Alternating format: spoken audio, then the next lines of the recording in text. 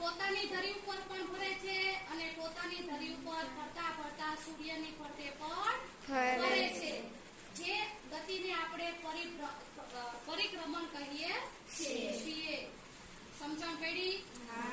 પરિભ્રમણ એટલે પોતાની ધરી ઉપર એક ચક્ર પૂરું કરે એને આપણે પરિભ્રમણ કહીએ. અને પોતાની ધરી ઉપર ચક્ર કેટલા સમયમાં પૂરું કરે?